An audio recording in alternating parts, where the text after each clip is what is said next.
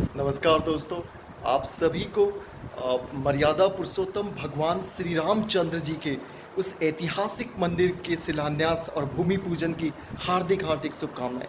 दोस्तों, आप नहीं जान सकते कि मैं कितना प्रफुल्लित हूँ और मेरा मन एक बहुत ही अजीब सी और बहुत ही बेहतरीन खुशी का फील कर रहा है। इस समय रात के 1 बज रहे हैं। मुझे लगा कि मैं एक छोटा सा वीडियो बनाऊं।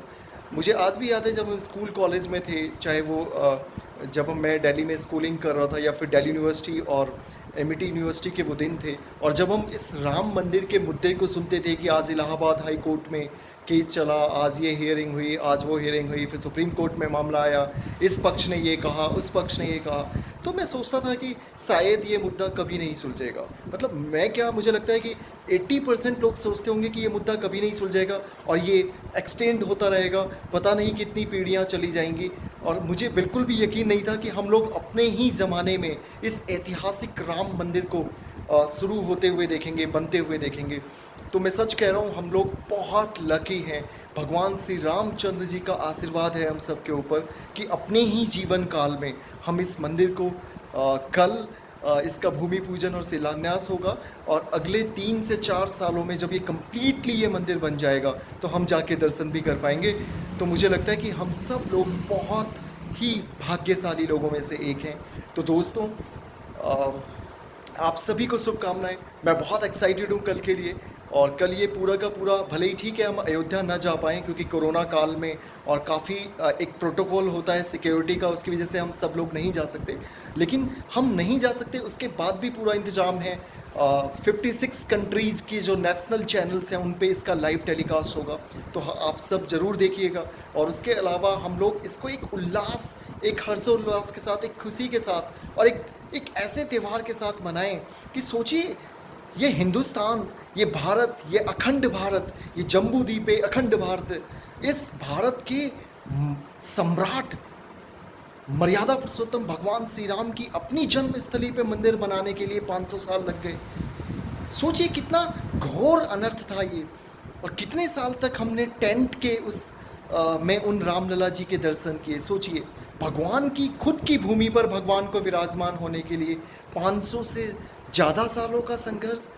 और मुझे यकीन हुआ जब नहीं हो रहा, जब मैंने पढ़ा एक जगह पर, जब मैं इसके रिसर्च और फैक्ट खंगाल रहा था गूगल्स पे, तो पिछले 40 सालों के दौरान 1,74,000 से ज़्यादा जो श्री राम समिति से जुड़े हुए लोग थे, जो श्री राम के भक्त थे, अनुयायी थे, वो मारे गए।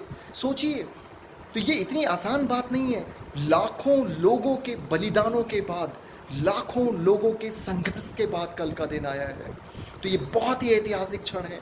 और मैं आप सभी हिंदू धर्म के अनुयायियों से, सनातन धर्म में आस्था रखने वाले लोगों से और भारत के राष्ट्रवादी लोगों से अपील करूंगा कि आप सभी लोग जिस तरह से भी हो सके अपनी खुशियों का इजहार करें।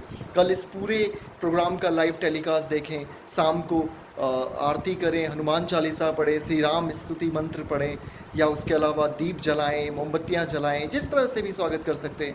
ये एक बहुत ही ऐतिहासिक क्षण है।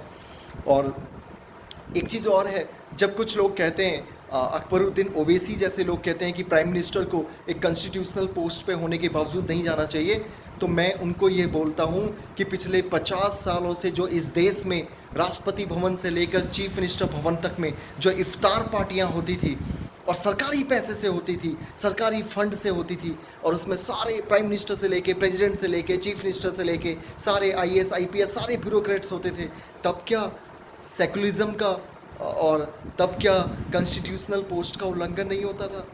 तो ये सब बेकार की बातें छोड़ो, सब मिलो साथ में, सब सर्वधर्म सम्मेलन की तरह इस पूरे त्यौहार को मनाओ, और ये झूठा सेकुलरिज्म, ये ढोंगी सेकुलरिज्म की आड़ में इस तरह की बातें बंद करना भूल करो। अच्छा, कुछ लोगों ने कहा कि भाई ये क्या कहते हैं, मुहूर्त अच्छा नहीं है। अरे राम के काम के लिए क्या मुहूर्त? वो राम जो सबके तारनहार हैं, वो राम जिनसे मिलने के बाद अहिल्या पत्थर से देवी बन जाती हैं, वो राम जो सबरी के झूठे बेर खाते हैं, वो राम जो रावण का वध करने के बाद भी लक्ष्मण को बोलते हैं कि इनके चरणों में जाके नमस्कार करके इनसे ज्ञान लो, वो राम जो दिखाते हैं कि धर्म और मर्यादा सबसे पहले है, जो अपनी एक प्रजा के एक छोटे से व्यक्ति के द्वारा मैया सीता जी के ऊपर कहने पर उनका परित्याग कर देते हैं। वो राम जो दिखाते हैं कि राम राज्य कैसा होना चाहिए, वो राम जो सिखाते हैं कि संयम, धैर्य और प्रजा के कल्याण को कैसे करना चाहिए, उस राम को मैं सत सत नमन करता हूँ। उस राम को मैं सत सत नमन करता हूँ। और मैं आप सबसे आग्रह करता हूँ कि अपने जीवन में इस राम को उतारिए, इस मर्यादा पुरुषोत्तम भगवान श्री राम को उतारिए, और फिर देखिए कि राम राज्य कैसे चारों तरफ फैल जाएगा। जय श्री राम, जय श्री राम, जय श्री राम।